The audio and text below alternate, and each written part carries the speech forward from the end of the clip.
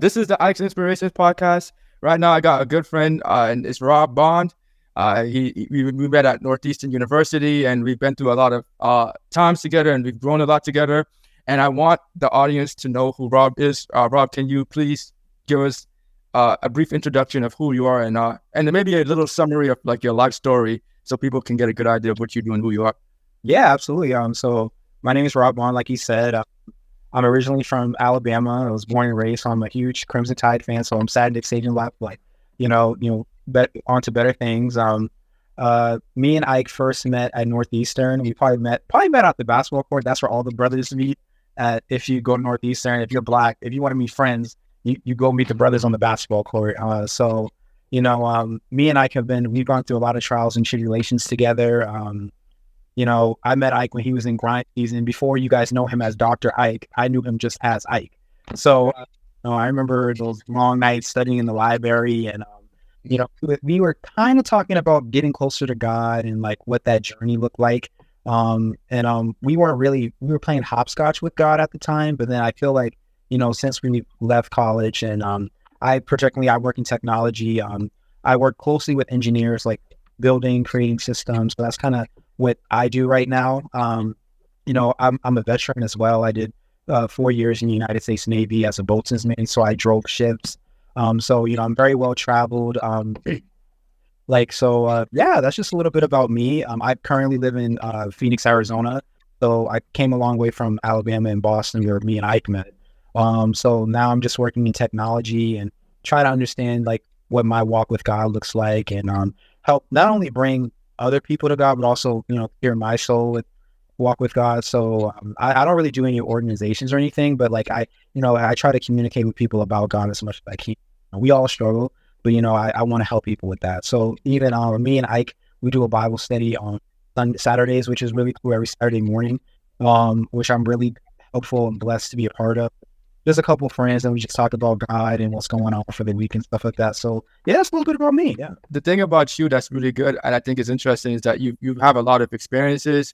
You've been in Boston, you've been in the military, you played basketball, and you just have all types of experience. You moved to Phoenix, you grew up in Alabama, you had some years in Boston. I feel like with all those years and traveling, I think it kind of granted you a lot of wisdom and a lot of experiences. And I kind of want to, dive into your experiences on a deeper level and get to, extrapolate some of the life lessons and stuff you learned from going through your own trials and tribulations. So my first question I have for you, Rob, is what was the toughest experience that you've ever been through?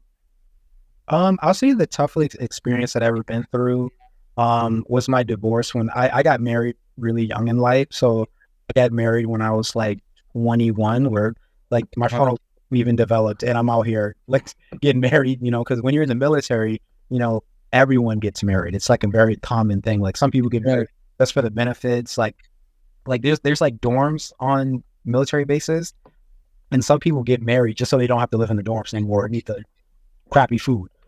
So I feel like that was very it was a very interesting relationship, and I feel like I wasn't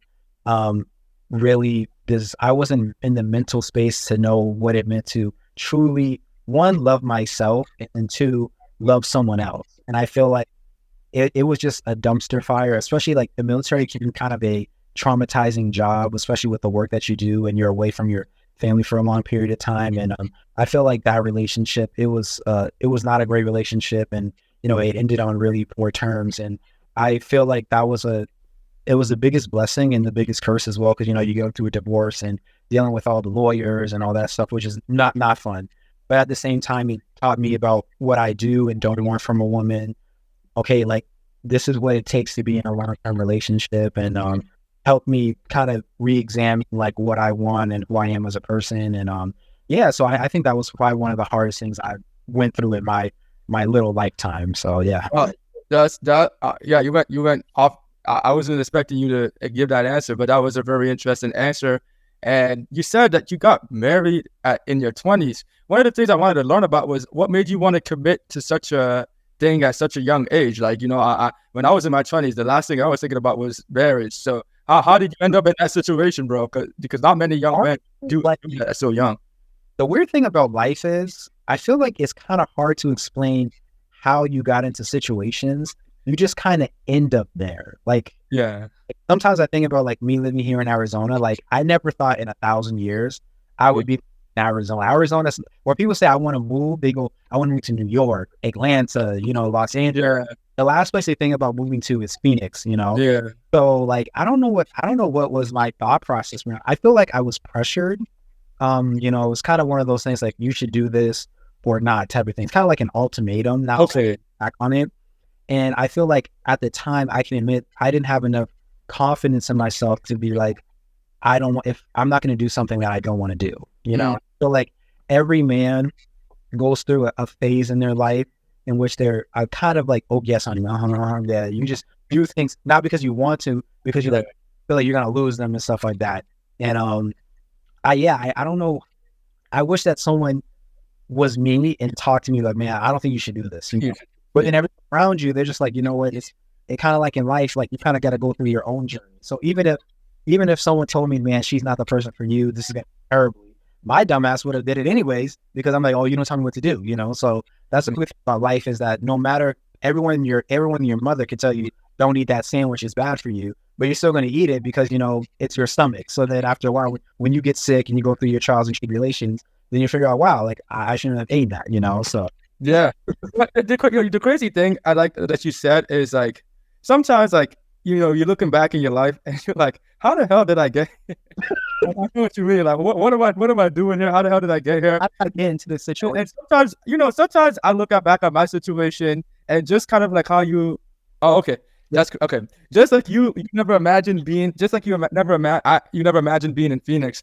I've never imagined myself like being in Atlanta or like I like the life that I have today, there was no way I could have planned for it. And it's kind of like crazy to like, it's kind of funny because like when you're young, you're kind of constantly trying to plan things out and be like, yo, this is how my life is gonna be, or this is when people ask you, oh, like where do you see your life in 5 years? As if like you kind of can predict it or like you're gonna see it. It never actually turns out the way like that you actually like expected it to be.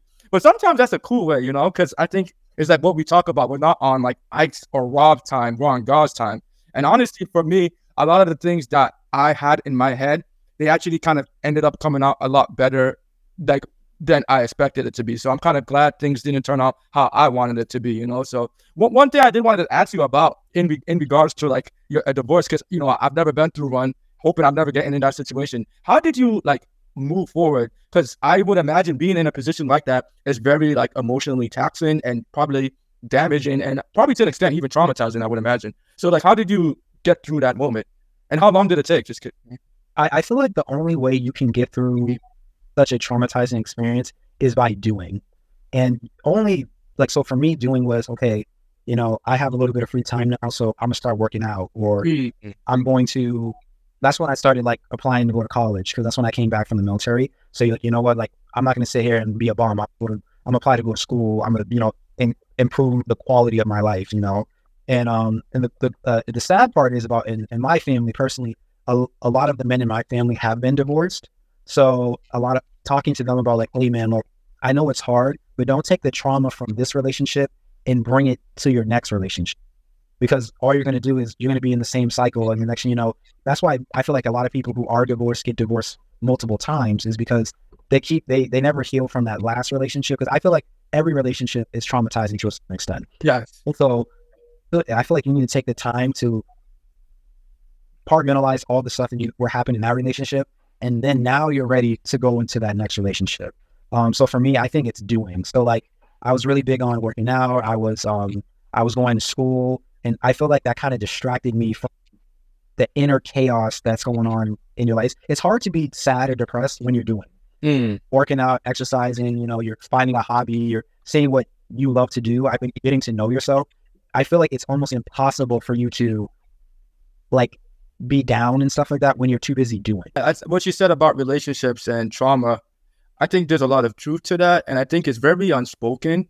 Unfortunately, as human beings, I believe everyone has been traumatized to an extent, whether it's with health matters or coming up in a single family parent household or growing up homeless, or we all have our own traumas, or or whether it came from the work field. And I know sometimes it's hard not to bring those traumas into your relationship. And how how does somebody heal from their traumas so that they're that so that they can push forward and understand that they're not necessarily damaging their own relationship or relationship with other people?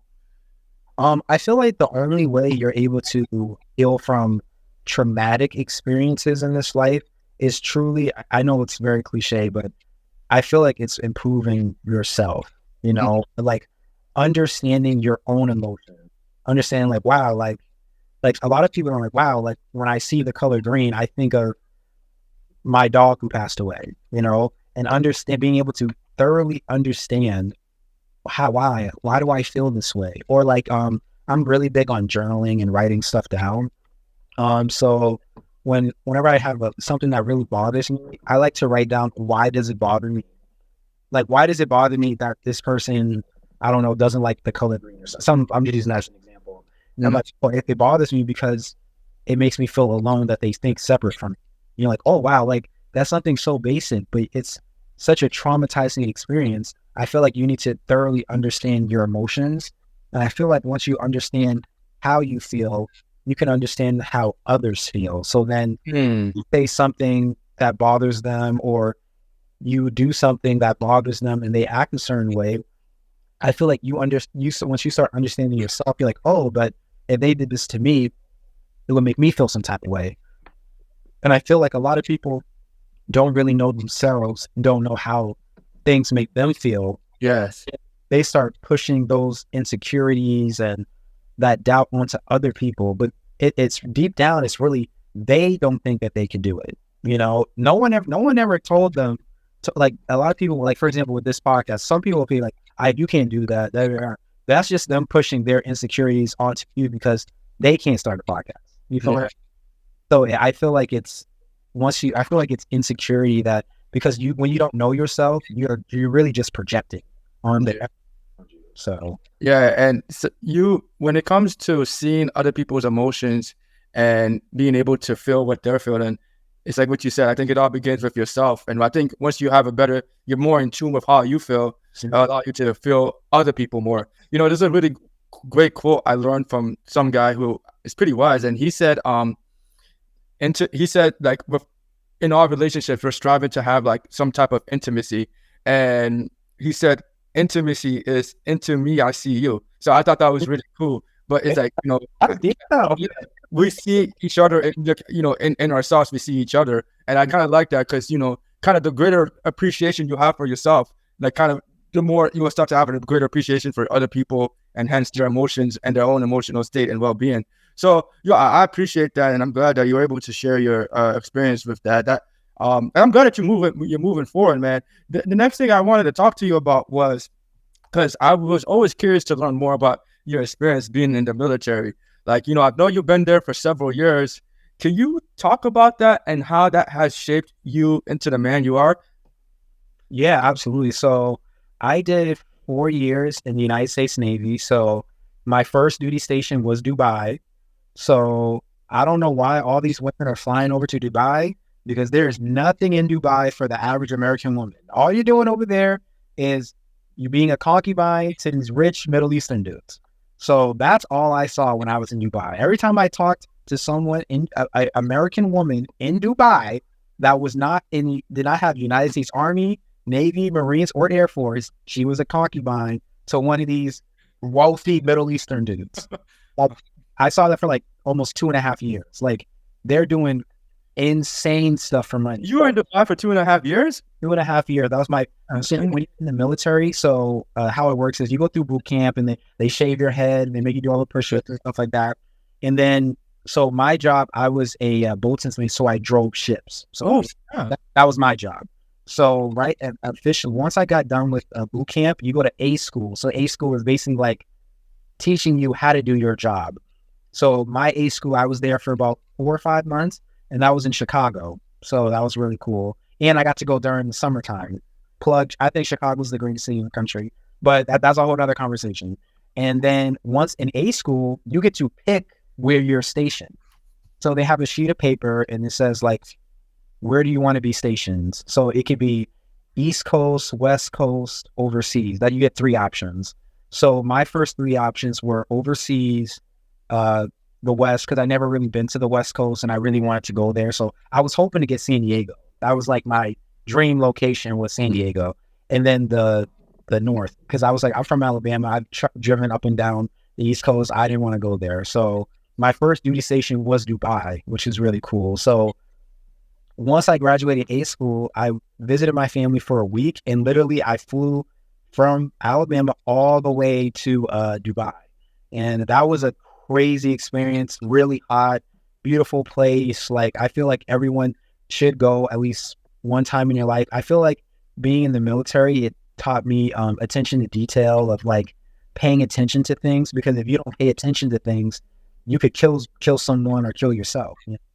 I feel like you have this attention to detail, being a pharmacist, like they say they can only take 50 ounces of something. If you give them 51 ounces, you could kill them. Yeah. And it's the same thing in the military. Like, if you don't pay attention, you could die.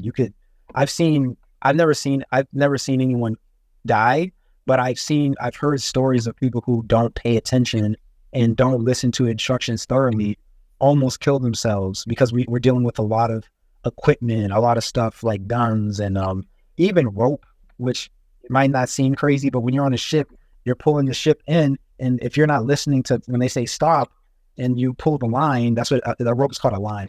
You could kill yourself. You get pulled in to something, so it can be very dangerous. Have you ever witnessed a death or like a murder or some type of like combat?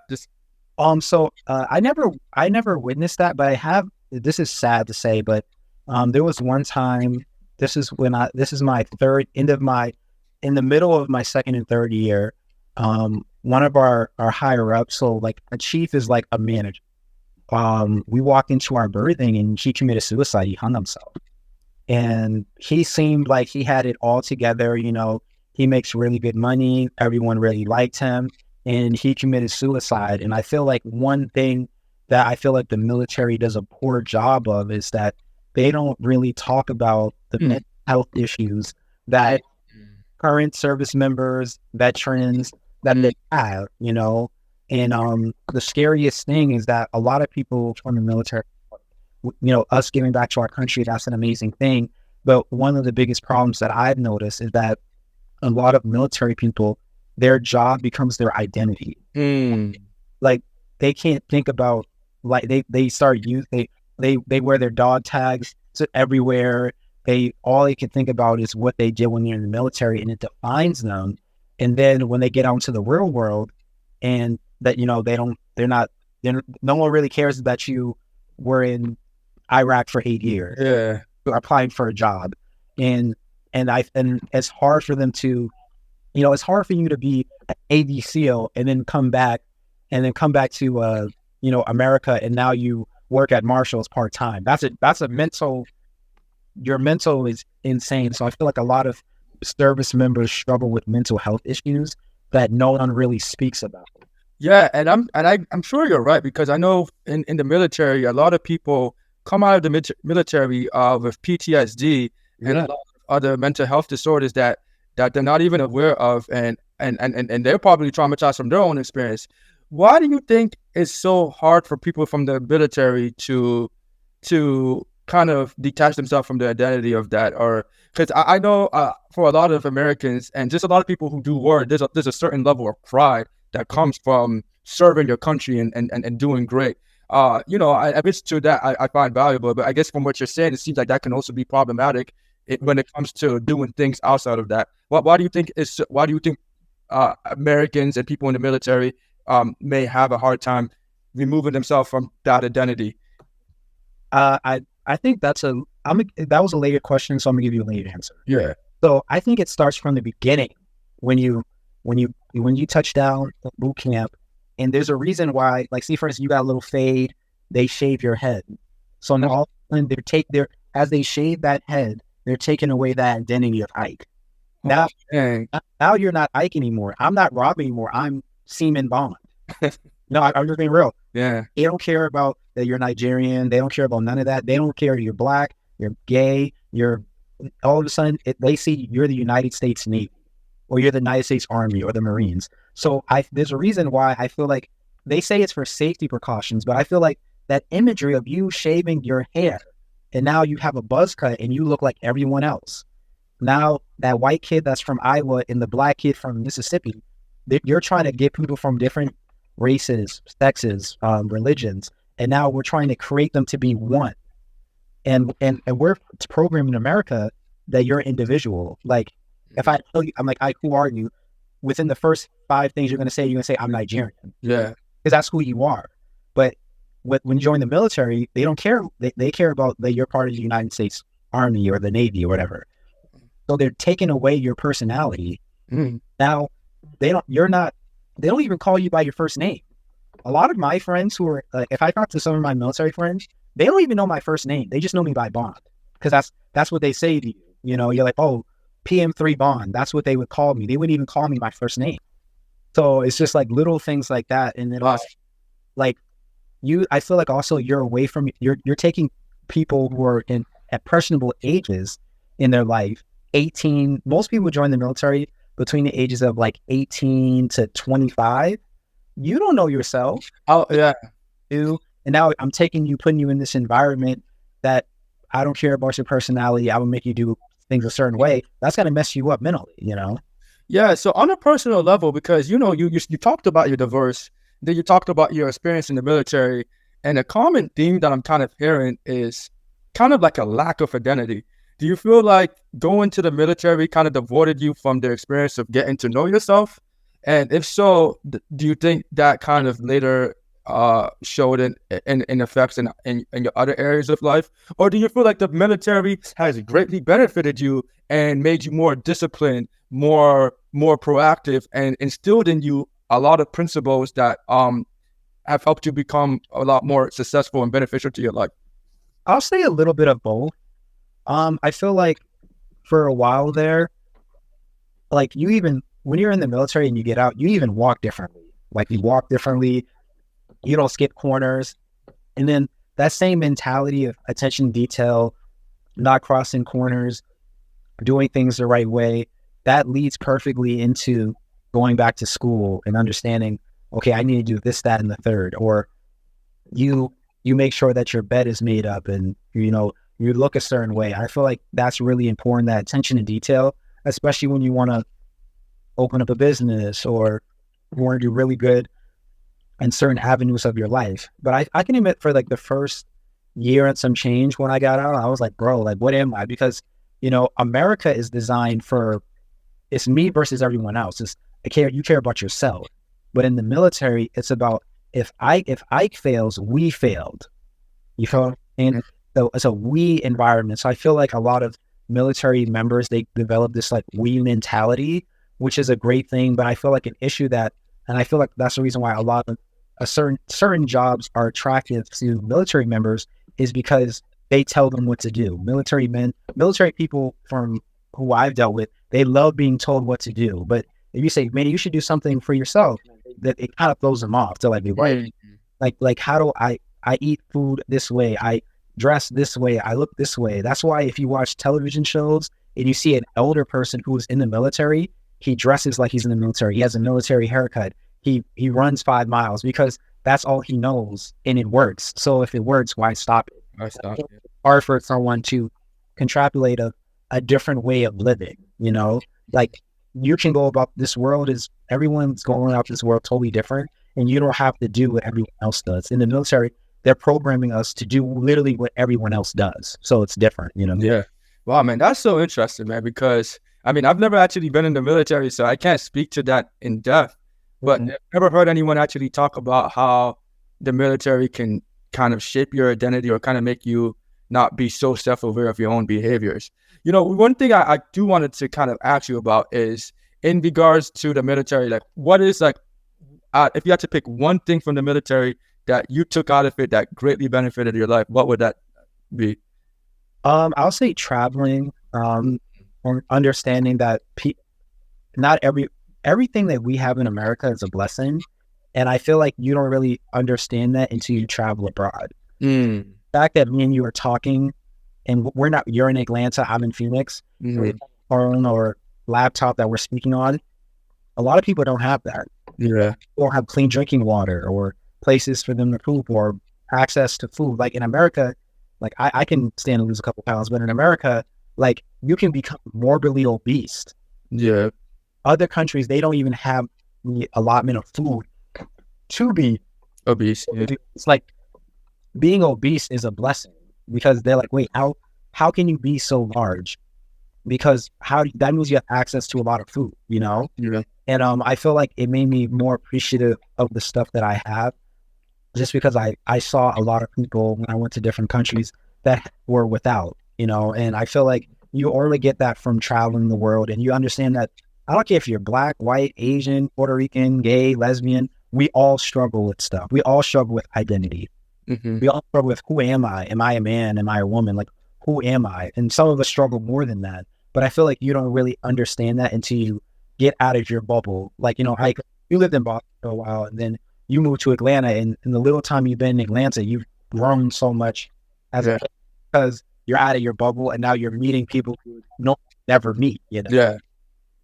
Yeah, man. That's one of the reasons why I'm so glad that I'm able to talk to you, because I feel like the fact that you're so well traveled and that you've done so many things in different countries, it allows you to have such a broader perspective on life that I feel like a lot of people may lack, and a lot of people can't relate to. And I've noticed in my life, I haven't traveled to as much countries as you've been to, but I've traveled to Philly, I've traveled to San Diego, I've traveled to Austin, and over the last couple of years, I've just been traveling to a bunch of different cities, and I've started to notice how much I'm changing as a result of being in a new environment.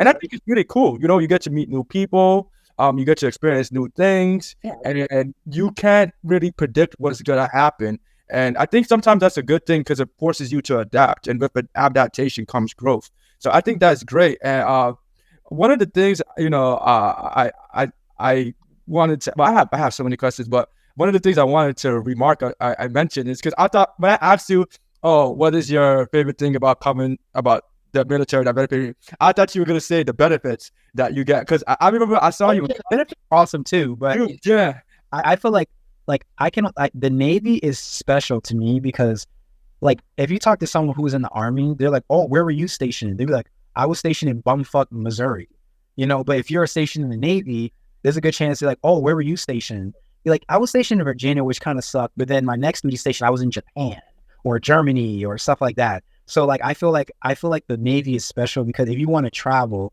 the Navy, I think, is the best branch for that because your whole job is travel, you know. And I feel like that's a benefit because I can admit that, like, if it wasn't for me going to the military, why would I be in Dubai? I have no reason to go to Dubai. That wouldn't even be on my radar if I wasn't forced to go, you know. So, but the benefits are amazing too. Like, I get 10% off at Old Navy. I'll take it. You know, it's fine. But I think travel is a huge, you know, like you said, it's so important, you know. Just, you know, well, I just, because I'm super curious, what was your favorite country that you've been to, and what was the worst country that you've been to? So best country to me was Spain. Spain is beautiful. The weather's amazing. The women are beautiful. Like, especially go around the summer, the food is amazing. The people are super nice. It's such a and then like the way they think about the world in work, man, like the fact that they go home from 11 to 2 o'clock in the afternoon for fiesta, which means people get to spend time with their families. It's so weird compared to America. Yeah. It's like day and night. The worst country I've been to, I'm gonna say Saudi Arabia. Because Saudi Arabia is just everyone's kind of snobby. It's ungodly hot there. Like, I feel like I was in the devil's butt crack. That's how hot it is. Literally all year long, it's extremely hot. Like it's a cool. It looks amazing, but it's just kind of boring. I feel like after 2 days, you're just like, oh, okay. Like, all you see is just a bunch of wealthy people driving cars, and it gets kind of boring after a while. There's not a lot of fun stuff to do there. So I'll say Saudi Arabia, I was there for like 2 months, and after 3 days, I was bored. I was like, I get it. Like, it's alarmingly hot, and there's just not a lot of stuff to do to me. So yeah, man, I think I've been to Spain, but I can't cap like I've been there for a long time. I was only there for a day to cross over to Nigeria. Oh, Uh, okay. however, like it's interesting to hear you talk about the contrast between America and Europe and Spain. It's one thing about America that I think makes the country so great, but also can be very I don't want to say annoying. Well, I guess annoying is how busy we are with things. I feel like we're always in a rush to do something. We're always trying to like just we're always just constantly doing stuff and pushing ourselves forward and never really taking the time to slow down. And I feel like that type of mentality can cause a lot of stress and a lot of depression, and hence why America has one of the highest rates of mental disorders, because we're just doing so much that it can kind of make a lot of people feel alone or feel behind if they're not catching up. Whereas, people from Europe, I've noticed they're a lot more laid back. Like you said, they don't mind taking a break from 11 to 2. They're just a lot more calm and chill. And I've always appreciated that. It's something that I found interesting, and I wish Americans can learn a little bit more from that. But I don't know. It's an interesting contrast between the two. Yeah, the rat race in America is crazy. Like, I feel like and what I felt when I was in Spain, it felt like everyone was part of a family. Everyone was like, man, like they're really big on like loving on each other, loving friends and family. And here, where it's more of like, it feels like it's always in a competition. Like, Yeah. I feel like in Spain, if you tell someone, yo, man, like I got a new job opportunity, they'd be like, oh my God, that's amazing. But they're like, damn, like I'm fucking up. Like I need to do better than him. Or Yeah. quiet, competition that's not vocalized, and you can feel it. Like more, it's more of a high string environment. It's a weird thing though, because as stressful as it can be, it is also the reason why America is such a great country. It's a reason why we have such great companies like Apple, or great companies like Amazon, or great companies like Microsoft, or just even great sports. Like, we put ourselves in such high level stress environments, and where we're kind of placed to succeed and achieve. And I think those stories of overcoming the hardships, we kind of like glorify it and kind of make it like something that everyone should be rooting for. But sometimes it could be to the own detriment of ourselves. So I don't know. It's weird, man. It's like a balance, because I'm grateful for it. But it's also like, it can also be a little bit too taxing on us. Like like me specifically, like I think one of the greatest American cities that display this is New York. Like I've never been in New York. Me personally, I hate New York, bro. New York is just way too busy. There's always so much going on. Like I can't just focus and like chill. And I feel like New York represents America, and how like we're just constantly going, and we're not taking a breath. But then other people might like that and be like, wow, like there's so much to do. Like it's the land of, I don't know what they call it with New York, but the night that never stops going, and people are just always doing things. So I guess different suits for different people, but I don't know. There's beauty in the diversity, Oh yeah. Like, Yeah. especially like even like in America's weird. So like I live on the West Coast now. The West Coast from the East Coast are like two totally different worlds. Like people are a lot slower down here, Yeah. kind of go with the vibe. And then on the East Coast, everyone's like, go, go, go, go, go. And Yeah. you live in Atlanta. It's much Boston. Like everyone's saying hi to you. America's weird. America's so large. We live in like literally 5 different worlds, Yeah. I've noticed, like, from the times I've traveled, I always kind of put a distinguishing from like the East, the South, and the West. I feel like they all have like the all different set of personalities and the culture. I grew up in Boston for like 24 or 23 years, and then I moved to Philly for like 3 years. And I've kind of noticed, for the most part, like they're not too different. That's why I was actually comfortable from moving from Boston to Philly after college, because I wanted to be in a new environment, but I didn't want to feel like I was drastically going to somewhere different. And Philadelphia didn't feel that much different from the East, because they're like, it's the same culture. Huh? Philly's not that far from Boston. No, true. Nah, I used to drive from Philly to Boston all the time to see my family and friends, and like it would be like a 4-hour drive. It wasn't even that deep. But then when I moved to Atlanta, I've started to notice so much different cultural differences, in terms of what people believe in, and their politics and their ideologies towards like just different like family and stuff. You know, it's very interesting. And then like you said, once you go to the West, everybody's just like laid back and people are chilling, and even that could be like it's like it's weird, man. Like, you know, it has its problems and its benefits. But one thing I did want to talk about, because we're talking about moving and stuff, and I'm curious to hear your thoughts on this. You know, we met at Boston, and I'm glad to have met you in Boston. We had a good time. I'm, you know, I've always admired the fact that you moved all the way from Boston to Phoenix, Arizona. You know, I always found that very interesting. Like, and I, you know, and I was hoping that you can, like, you know, expand on that and talk about why you decided to move to Phoenix. Like, what was it about that city that made you be like, man, I just want to go there, because I don't know too many people who make that leap, you know? Yeah. Yeah. So when I for the first time I came here, it's always been on my bucket list to see the Grand Canyon. That was like a dream of mine. And I asked people like, yo, you want to go to the Grand Canyon? And everyone's like, no.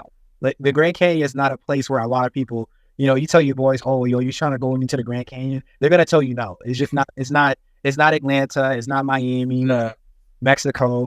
So, me and my girlfriend Bernice, we went one for vacation. We came down here to the Grand Canyon. We didn't stay at the Grand Canyon. We stayed in Phoenix.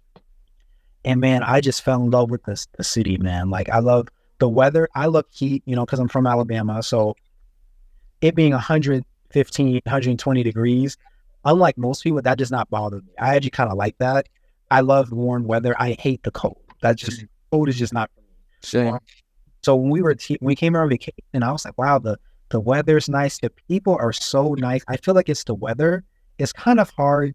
Since I noticed this too, since I lived here, when you have a tough day, it's comforting to look outside and you see palm trees. It's not too cold outside. Like, for example, right now, the whole country is cold. Yeah. But Arizona, like today was like 65 degrees, which is cold, but like compared to other places in the country right now. Dude, you know? one thing about me, and like I'm with you, dude. I hate the cold. Like, if you notice, I moved from Boston to Philly to Atlanta, and I just keep going south and south and south, hoping that it gets warmer. And right now, I'm not gonna lie, I'm in Atlanta. It's like January, and it's a lot colder than I expected it to be. Nowhere like Boston. Like, Boston right now would be like 20 degrees, like 30 degrees. I'm worse than that. Yeah, right now it's still cold, and but I'm like, I miss being outside, bro. And it's crazy how much being outside will put you in a much better mood. Like, even today, man, like, it just happened to be in like the mid 60s, which was like warm enough today.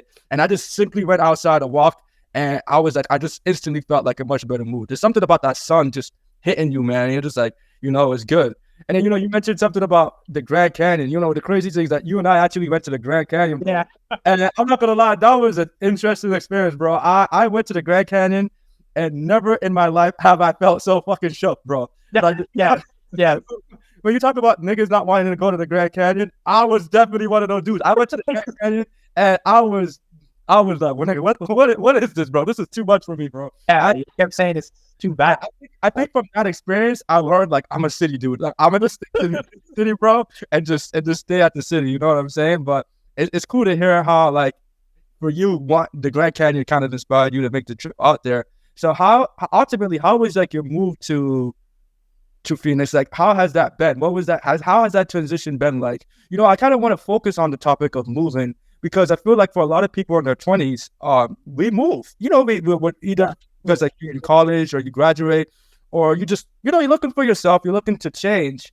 And one of the things about moving that I feel like people don't talk about is finding a community, finding friends. How has that been for you? I know for me, it could be tough. You know, I'm blessed to have friends like you and other people.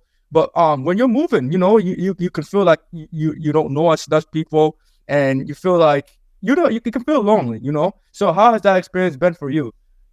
I will say that, like, compared to an East Coast city, especially a city like Phoenix, and everything is so far from each other, Phoenix is a really hard city to make friends in.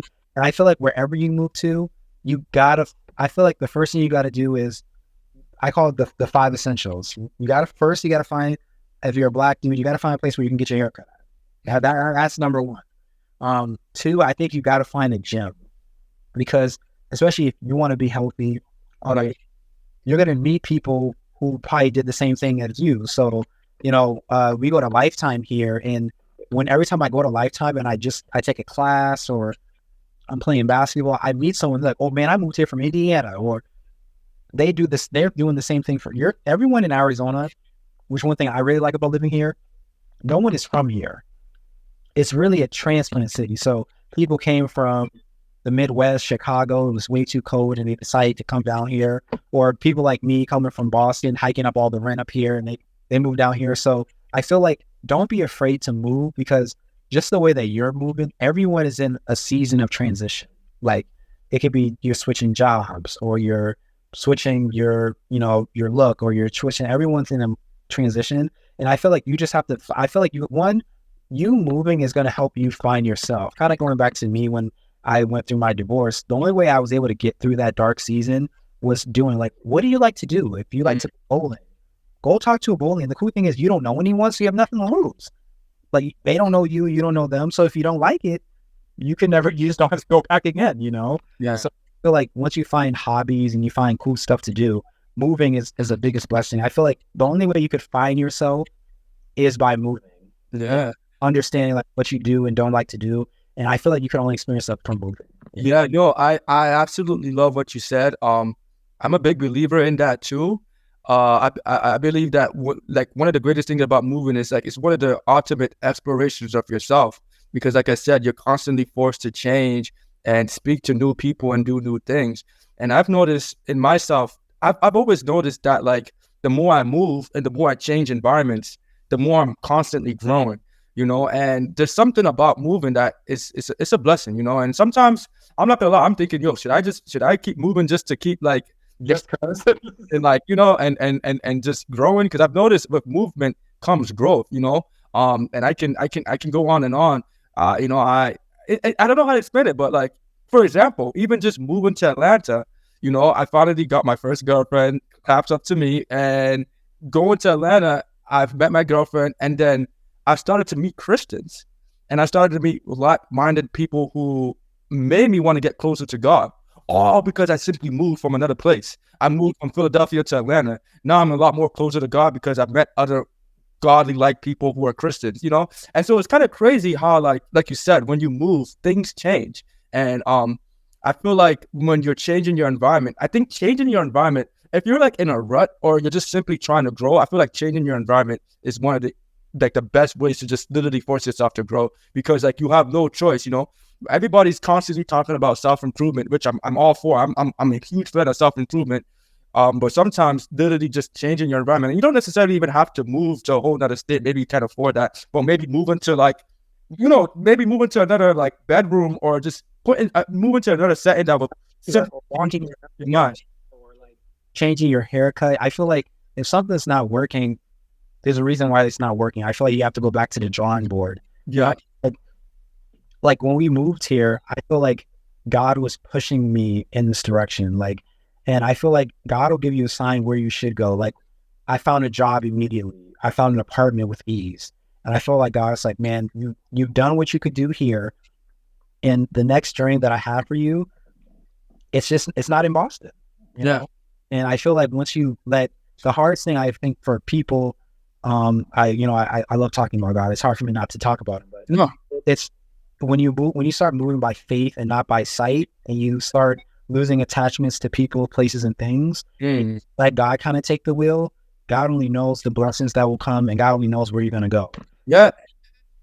No, but I love that, and I'm so glad that and I appreciate you, man, because one thing that you've done for me, just simply talking to you, is that you really inspired me to stay faithful and improve my relationship with God. Talking to you has really influenced me to be a better Christian, and I'm very grateful for that. I want to say I feel like for a moment in my life I felt a bit lost in terms of where I wanted to be spiritually and how I wanted to move forward. I've noticed that ever since I've started focusing on God more, I feel a lot more confident with my words. I feel a lot more confident with myself, and there's a sense of peace that I get from praying every day and deepening my relationship with God. One thing I wanted to ask you about, because I think this is something that I struggle with and a lot of Christians may struggle with, is how do you distinguish your voice from your own voice and God's voice? How do you know when God is speaking to you versus it's your own like worldly thoughts? I think that might be one of the hardest things for people to really distinguish, because like you'll see people who do crimes and they'll be like, God told me to do it. Yeah. I feel like you one have to be centered within yourself. And I feel like I feel like for me, I can only talk for me, but for me personally, when I want to hear God's voice, I'm like, I pray to God, like, God, I'm coming to you because I want to know what you want me to do for me. And I want you to show me what I should do. And I feel like for me, how God speaks to me is by talking to people like you and family about, man, what I should do. Or he'll give me a sign. And I feel like when God gives you those signs, you're like, wait, I should be moving. You know, I feel like sometimes whenever someone says they hear God's voice, it's always, God's not going to put you in a situation that he knows that you can't handle. You know, and in the moment, it might not feel like you can't handle it, but at the end, you're like, wow, I can't believe I was able to do that. Like, I know, like for me personally, I never thought I could move to a whole new city with no friends or family. If you would have told me that, because I don't have any family or friends here when I first moved here, and you would have told me I've been living here for almost 4 years, I would laugh in your face, because I didn't think I was mentally or physically strong enough to pack up everything and leave, you know? And I felt like I feel like when God's pushing you in a direction, I feel like things that seem hard are easier. And I feel like, and then when you're hearing God's voice, I feel like you have to listen in on what people are around you are saying or doing. Or like before we moved here, you know, Boston rent is outrageous.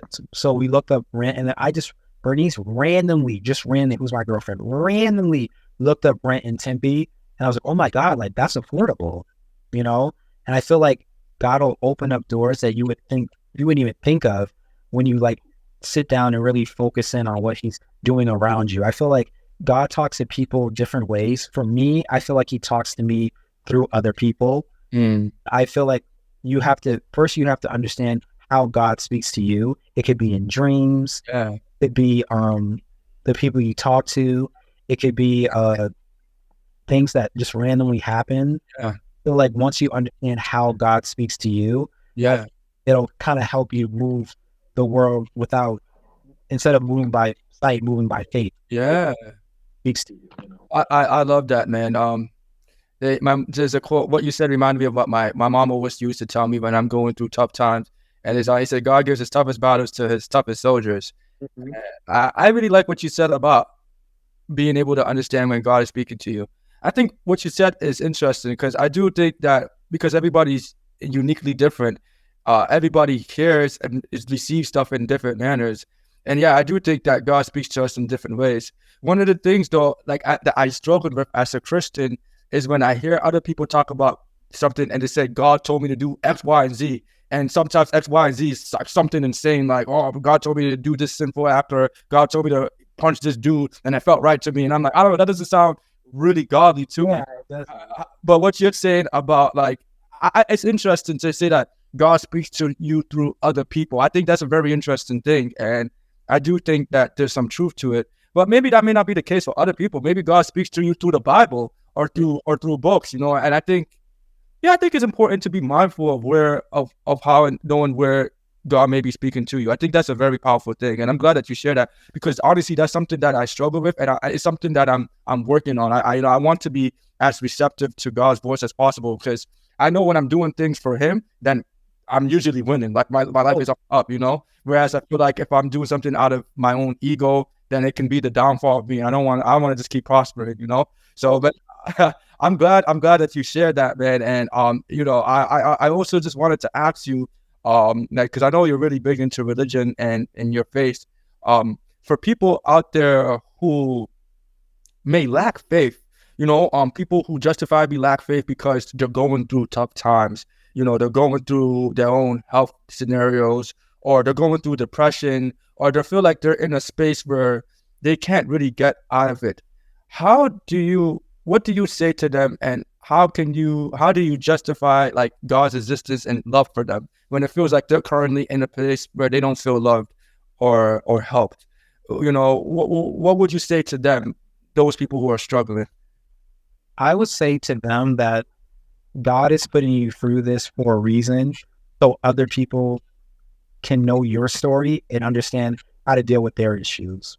I feel like if you hear most people's stories of how they found God, it's them hitting rock bottom. It's very rare that you meet someone who was, the world was great and then they just found God. Normally, they're struggling. They were an alcoholic. They were a drug addict. And then they were at their lowest of lows. Yeah. And you're like, man, everything I'm doing is not working. Let me go talk to someone at a church or something like that, And that's why one thing about loving God and being one with God is that everyone's story to God is dramatically different. For me, when I felt like I needed Christ in my life the most was I was at rock bottom. It was hard for me when I first got in the military. I'm in school, but I'm not really liking school. Everyone around me seems like they're flourishing, and I'm just like, man, like I don't like where I'm at, and I feel like I didn't know myself. I felt like I was lost, and I was using.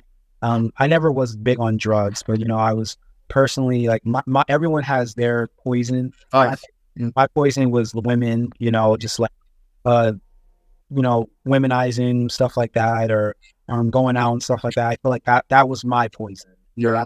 What brought me away, and I feel like, God comes knocking on your door when you need him the most, and I feel like for your walk with the reason why God is putting you through those trials and tribulation is because he loves you and you need that character development. The best Christian or Muslim or whatever religion every person who's gone on a religious journey, it was a hard journey. Anything you want in life that's worth having, it's going to be hard. You're not going to get there overnight. There's going to be some nights where you're damn near crying yourself to sleep. But I feel like God will not put something on your heart that he didn't want you to execute on. I feel like the hardest thing as a Christian is sometimes being still. Everyone talks about movement, but sometimes being still and hearing God's voice and understanding like why I'm hurting or why I feel this way, that'll make you the best person, the best Christian you could ever be, so. Yeah, that's powerful, man. That's really interesting and very, very deep. Like, what you said about God giving us these tough battles as an opportunity to show us how great of a people we can be. Yeah, it's essentially kind of creating a testimony to share his stories and prove how great he is through our sufferings. That's an interesting way of looking at it, and I think I've never looked at it like that, but I think it's definitely, I think it's a testimony to our story and what we can do for God. So that's great, man. I wanted to just kind of dive a little bit deeper into like what may be causing other people to kind of get out of those situations. Like, what would you say to those people who need that? Like, how would you motivate them to just, get out of their rut, whether it's they're suffering from a job performance or going through some mental health thing or going through some relationship issues with their man or woman, what would you say to somebody who's looking to, just better themselves in that regards? Yeah, absolutely. I think, especially as men, we don't speak about anything. And I feel like the one thing I love that women do is the first thing when you have an issue, you got to talk about it and vocalize it. I don't care, even if you don't have anyone around you should journal it. You should try to understand, damn, why am I going through this? Or like, why is this so hard for me? Like one thing for me right now is I can admit that, I sometimes struggle. For a long time, I've always had to struggle with masturbation. That's just something that I truly struggle with. And I think the one thing that it took me a long time to do was be like, why do I struggle with this? Like, and one thing about getting closer to God and understanding is that there's going to be stuff that you're going to struggle with for the rest of your life. God is not a one fix all pony and he's going to fix all your issues. There's going to be trials and tribulations, but you being able to speak to those trials and tribulations and communicate with others, that's the only way I truly feel that you can fix the problems you have is by communicating that with others around you. because it's easy to knock out Ike. It's hard to knock out Ike, Jared, Rob, and a group of people, who's behind you and supporting you. It's truly hard when, like, if you have a problem and you're communicating that with others who care and want the best for you, they're holding you accountable. When you're struggling, they're like, come on, Ike, or come on, Rob. Like, I know you can do better. Like, I've seen you do better. And I feel like that's why it's really important for people to have community. When you have a community of people around you supporting you, I feel like there's truly nothing you can't do. Every person who's ever did something in this life, it could be Muhammad Ali, it could be Tiger Woods, it could be Helen Keller. I don't care who it is. They always had a team of people around them, supporting them, telling them that they can do it, because there's going to be days where you feel like you can't do it, and I feel like that's why you read in the Bible, it was the 12 disciples. It wasn't just Paul. It wasn't just one disciple. It was the 12 disciples.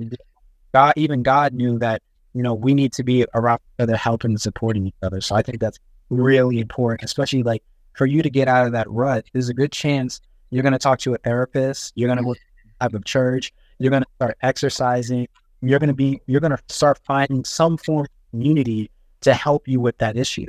And if you're going through depression, anxiety, not feeling worthy, you're normally going at it by yourself. And when you go at something by yourself, it feels like it's all in your head, your chest. Yeah. There's one of my great quote I heard is communication can save a nation.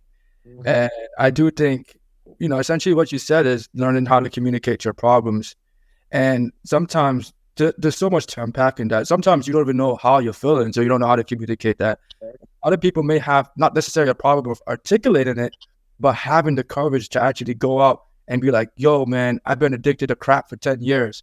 Or, yo, man, I'm struggling with masturbating. I need help. Or, yo, man, I'm having a relationship issues with my girls and I just keep cheating on her. And it takes a lot of courage to go up to people and say, yo, this is what I'm going through and I need help. And, even me, man, I have my own issues in regards to communicating.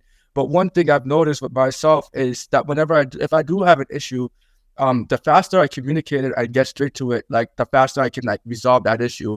Whereas I kind of just let it linger in my head without talking to the person or directly dealing with the issue.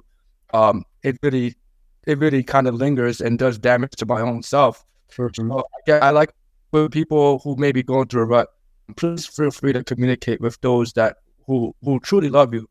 Even if it may take a lot of courage to do that, but I think you won't regret it if you end up doing it, Yeah, absolutely. Yeah. And so, man, I mean, it's been great speaking with you, Rob. You're full of wisdom, and I love that. I love all the wisdom that you shared with me today. Before we end the podcast, where can people reach out to you? Where can people learn more about you and what you're about? Do you have anything you would like to promote? Oh yeah, absolutely. It's a Radar Rob on Instagram. So it's RRATED Rob on Instagram. I'm trying to get back into it, but I did like Bible verses of the day. So you listen to some of them. Yeah. I just pick one small verse and I just speak about it. If you need someone to talk to or communicate with, like, please reach out to me. And, if there's anything that I can help or we can help together, I'm always open to helping others, But I feel like that's the only way you can help. Sometimes helping yourself is by helping others. Yes. So I'm really big on that. So you can just follow me on Instagram and you can DM me and then we can communicate and try to figure out how we can help each other and stuff like that. So that's something I'm really big on. So yeah, you can just reach me on Instagram. Yeah, man. And thing I like about Rob is that he's a man of his words. So Rob isn't like most dudes who will cap and be like, oh, reach out to me, bro, or follow me on Instagram and never respond. Like, if you actually reach out to him and be like, yo, I'm going through X, Y, and Z, I promise you, he will actually reach out to you and do what he can do. He feels best for you to help you with whatever situation you may be going through. And then, he also does those Bible studies. I definitely want you to get back to those. Those are fire, because I feel like you do a good way of modernizing Christianity and making it feel fun. I think that's something that religion and Christians got to do a better job at doing. I think you do a great job at that.